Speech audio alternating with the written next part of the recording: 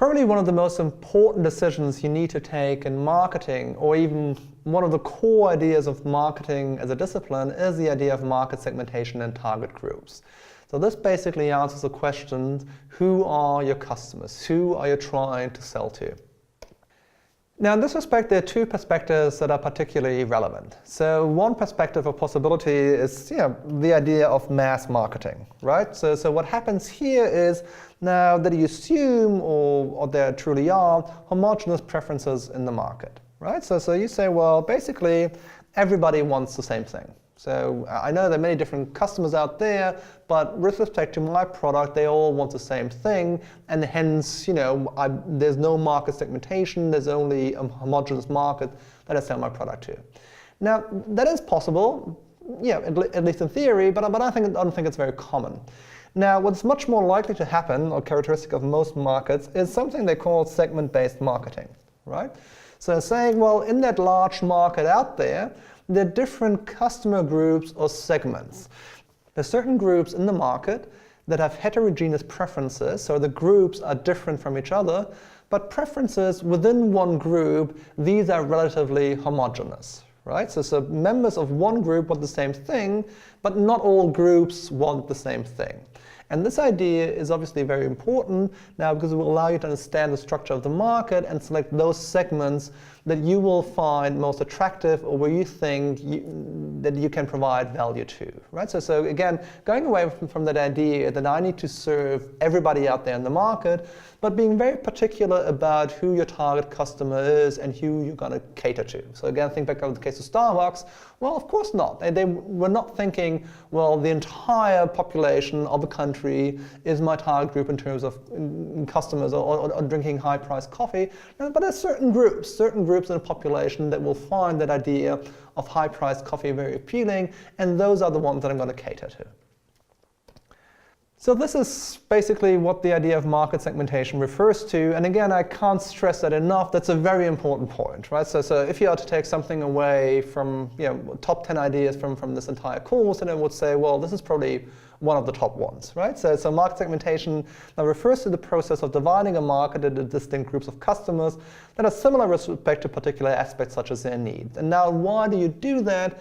Now, you do that because you think, well, I can't serve all customers at once. I need to be particular. I need to select specific segments, and then I can be good at serving them. Again, this is a matter of prioritizing and making a selection of who you want to cater to. Now, in theory, I would assume that this whole idea of market segmentation, well, this is not, the basic idea is not rocket science, right? So it makes a lot of sense to say, well, not everybody's the same, I need to have an understanding of the market, and I only want to cater to certain individual groups, segments in the market. Now, yes, I can see that being an intuitive idea. Now, but it also, what's a lot trickier in practice is, now, how do you divide up the market, right? So if you're saying that everybody's the same, now, people are different, well, there needs to be some way or some idea, some criteria on how you divide the market into different segments. Now, what are criteria that you can use? Now, what I have here is some of the criteria that are used in consumer markets, right? Now, and what you will typically find very often are segmentations that are based on demographic characteristics or even geographic ones, right? Now, so I would assume that most companies, I mean, at least the successful ones that haven't gone out of business yet, now you go ask them who's your target group, they will have an answer, right? So they will give you an answer on the customer segments. Now, and typically, this will involve description, say, along gender, age, income, or geography, right? So they will say, well, my target group is predominantly female, around 40 to 60 years old, and lives in rural neighborhoods, and has a high level of income, right? So companies typically know that, or at least claim to know that, and define the target groups based on these criteria. Now, is this good? Is this sound or clever to segment your market according to these criteria? Now, before you answer that question, before you provide an answer, yes or no, now think back to what is the basic idea of market segmentation. So why do we do it in the first place? Now, we do it in the first place because we say, well, there's different groups in the market which are different in their needs. Now, and I need to split up the entire market to know which groups I need to focus on. Now, that means that the criteria used for segmenting, well, these must be related to purchasing behavior, related to what people want. Now let's come back to these demographic and geographic criteria. Now the question is, are these really relevant? Now to give you an example that's of direct relevance to you people out there. Now, okay, so I'm a professor standing here in the studio, but I think of market segmentation in terms of this course, right? So I start thinking about all the people that are out there at the other end of the screen. Now what about them? Do they all want the same thing from a marketing course? Well, probably not, right? So there are different groups out there. Now that means that I need to find some way for dividing all these people up. Now something that would be very easy for me, now I could divide all the people watching this film, I could divide them based on gender, right? So there's a male group and there's a female group, and these are two different segments. Now that would be very easy to achieve. Now the question is, will this help me? Now, will this help me understand how to transmit my marketing courses, how to transmit my marketing message to these two groups? And probably not, right? Because there's no inherent reason to believe, at least I can't come up with any, why males and females would be different with respect to their needs and wants and requirements of a good marketing course, right? Now, and if that's not the case, well, then this segmentation criteria is useless. So why go through the trouble of dividing up the viewership of the students behind the screen in terms of males and females, right, if it doesn't make any difference? I'm sure there's a variable that makes a difference so that you people are different. Now it's probably doesn't run along the gender dimension, right? So what it means is, well, that segmentation criteria is useless. It doesn't give me any kind of information. Now, let's come back to the question from the beginning, companies using these criteria, of being very keen on these criteria. Now, why do they use these criteria, demographic and geographic criteria? I think they use them because they're easy to assess, right? So I can look at somebody and say, well, it's male or female, or can make a judgment about their age. Now, I can get through these criteria pretty easily, and then can describe my target group. Now, the other question is this relevant? And I'm not so sure in many cases, right? So yes, this may be a starting point, but I think there should be more effort involved in segmenting your market. Now, what are the criteria? So saying, well, if we say that this demographic and geographic criteria are not so relevant, what are other criteria that might be relevant? So what we know is, what companies do is they make some kind of psychographic segmentation, so segmenting target groups based on psychological personality traits in terms of lifestyle values, and also in terms of their behavior. Now, I have two examples to clarify what I mean. Now, psychographic market segmentation says, well, the idea behind it is that we go beyond things that we can observe, like gender and age, to go, to extend that idea of market segmentation to people's attitudes and values, right? So something that's inside your head. Now, again, there's many different ways of doing that. Now, one particular popular one here in Germany is, a segmentation scheme developed by a company that's called the Sinus Institute. Now, and what they provide is some kind of psychographic market segmentation of Germany. Now, their idea is, yes, people are individual decision makers, but typically people are part of social groups, and their membership in a particular social group, now that will also determine their consumption behavior, right? Or their will, or their attitudes are determined by their social environment. Now, if that is the case, now I need to understand what is the social environment that a person comes from in order to understand their behavior. Now, that will be a very valuable piece of information. Now, what they do in terms of segmenting the market, now they will say, well, German society, now this can be structured along two dimensions, right? Now, the vertical dimension, the y-axis, will be social status, right? So typical lower, middle, or higher, upper class, right? Now, that's typically related to income or education. Now, the other axis, the horizontal one, saying, well, this is not everything there's to it. Now, it's important to understand what kind of values people hold, and this may be, at least to a certain extent, may be independent of their social status. Now, they will say, well, There are people that are rooted in tradition, very, very traditional, or that people have a more modern outlook on society, on life, and hold more modern values, or they even people, social classes that will say, well, let go of all traditional values, let's find some new ones, let's think about what's really important in life, and this may be a very different idea of what more traditional people have, and saying, well, this is another very important dimension of how to understand social groups. Now you combine these two axes, it gives you what they call milieus or social groups, right? Now saying, well, this milieu here, up here, which is located in the higher class, but also has a traditional value outlook, this is what they call the established conservative group, right? Now, this is very different from what they call the high achiever milieu or group, which basically may be the same in terms of social status and class, but has a very different outlook on life and values of what they consider important, right? They say, well, this is a different way of understanding the market, dividing, having a good assessment of social groups, and then trying to assess, which kind of milieu or social group does my target group come from. Another possibility to segment the market is based on behaviors or the needs and benefits that people look for. So if you remember the module on consumer behavior, where it talked about what do people really want and why do they consume. Now, a very important point that I was trying to drive home there was the idea, well, that people consume or buy stuff because they want to fulfill certain needs, right? That makes sense. Now, if that is the case, if people will consume because they will seek for a benefit and will want to fulfill a need, well, why don't I segment the market then based on the needs? So forget about all this descriptive stuff about social groups or age, demographics, and so forth. Let's jump straight to the needs. Now, one example I have here, which I find particularly informative, is the market for wine. So what happens here in this example is, researchers have looked at the market for wine and said, what do people look for when they buy wine? And the benefits that they're seeking for, may they differ across different groups? And what they have here is a segmentation of the market among 6 groups that's basically defined on what people seek for in wine, right?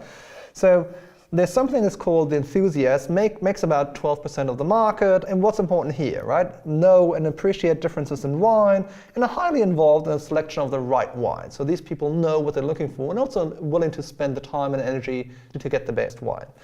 Now, this is different from, say, an image seeker, also 20% of the market, mostly male, right?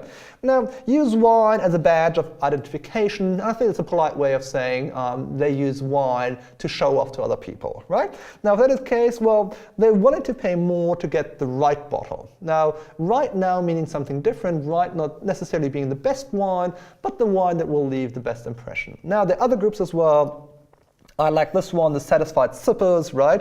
Don't know much about a wine, as long as it has alcohol, right? I tend to buy the same wine and tend to be happy with basic options, right? So again, yes, they want to get drunk and probably don't want to spend too much money on the right bottle. They will set aside with anything, right? Now, and again, this is a different way of looking at the market because people may be looking for different things in wine, and this is some logic that they can use to structure the market. So look at the scheme and locate yourself. I was asking myself just now what kind of, what segment I belong to, and I would assume somewhere between the image seeker or the satisfied sipper, depending on who comes for dinner, right? Regardless of the specific criteria that you use for segmenting the market, something that you will come across in practice is something that they call personas. Now, what are personas? Now, personas is an attempt to pull all the information that you have in segmentation, to pull all of that together to come up with a description of a fictitious yet typical customer. Now, I have an example here that I just made up myself, basically. Now, but this example tries to describe a persona for a typical target group in terms of cars, right? So what does it have here? Now, the typical customer, the persona is Christian, 42 years old, owns a BMW X5. He has 2 kids, plays soccer on the weekends, and uses the internet and smartphone. So what are his needs? Informational needs regarding fuel economy and the reassurance that the brand can be trusted. Now, what are his attributes? The upper middle class, uses internet and smartphone, and so forth. Now, and basically, they will also typically have a claim about what that person wants. In this case, Christian, the guy that I made up, wants a car with outstanding fuel economy and good features that also offers enough space for me and my family, right? Now, so why do you do that? Now, typically, when companies start segmenting their markets, they will derive lots of different kinds of information from different sources, right? So, for instance, information that's demographically related, so age, gender, and so forth, but also, information that's more psychographic in nature about attitudes and behaviors and what people look for. Now, the problem is, now if you have all these different kinds of information, now you don't really understand if there's a real person behind that. It doesn't really give you a good tangible understanding, right? So it's very abstract. Now what you try to do here is now you pull all that information together, now come up with a picture of that person to have a good and vivid idea or description about who your target customer is, right? So this is, again, some way of testing whether you have a good understanding or whether you know who your target group is, if it can be described as a real person, and also that will help you to decide if it actually makes sense, right? So bear in mind, it doesn't need to be just one persona. Typically, you will have 2 or 3 as typical representatives of the target group. So again, these are fictitious, right? But the idea is to make it more vivid and also by pulling together all different kinds of information. Now, until now, I've talked about consumer markets, so how do you segment business markets? So I would assume that a lot of the criteria that we had before, now these can be used, but in addition, there are other criteria that are used for segmenting business markets, but the logic behind them is quite similar, right? Now, again, you can segment industrial market, the business market in terms of demographics, say industry, company size, and location. These can be operating variables, so the technology that a company uses or the product and brands that they use. Now this can be related to the purchasing approaches, say the purchasing function, the power structure, the buyer-seller relationships. Do you know these people, yes or no? Situational factors, the urgency of order, the product application, size of order, and bringing it back to an individual level. When you're talking to individual buyers, you can also try to make a segmentation based on that. Now, and trying to assess, for instance, what is the risk orientation or the cognitive style of the person you're dealing with. But many of the ideas I just talked about in terms of consumer markets also being applicable here. So in terms of segmentation, and it doesn't matter which criteria you use, how do you know that you're doing a good job? Now, again, the reason why I'm talking about this in such a great level of detail, because this is tremendously important. So unless you're clear about who your customer, your target group is, well, unless that is clear, you're not going to be very, very successful in the marketplace. So what are the requirements of effective segmentation criteria? Now, the most important one, obviously, being something that they call behavioral relevance, right? So whatever criterion you choose for dividing up the market, now it needs to tell you something. So think back to the example I gave at the beginning about students that watch this course. Now, it would be very easy for me to divide up the market into male and female students. Now, this can be done in a split second. The problem is, this wouldn't tell me anything. So if I want to understand how can I reach people and will I need to communicate, interact with different kinds of students differently, well, the male-female distinction is not going to be very helpful. Another requirement would be that of accessibility. So meaning, whatever way I use to dividing up the markets, the resulting segments or the members should be accessible and responsive to marketing campaigns, right? So whatever I choose, I should know what to do afterwards. A third one being measurability, right? So meaning the criteria on which segmentation is based should be measurable. So whatever I intend to do, now I need to have some kind of measure, being that should be possible to actually implement the segmentation. Now, and also related to that, stability over time and feasibility. So when I segment the market, at least for a certain degree of time, now the segment should be stable. So if I choose some kind of segmentation and next year that segmentation is going to be passé because everything has changed, well, then it's not going to be much use. And feasibility, again, yes, I mean, segmentation is a tricky issue, and you can spend lots of time and money into it, but also, this needs to be realized with a reasonable economic effort. Now, and again, this is a trade-off of market segmentation, right? Now, the segmentation is some kind of trade-off between the relevance on the one hand and the feasibility on the other hand. Now, the more information I look for, the more effort I make, that the better my segmentation, the more precise my segmentation is going to be, but also this is likely to be more expensive, and there's a certain trade-off that each company will have to make in this respect.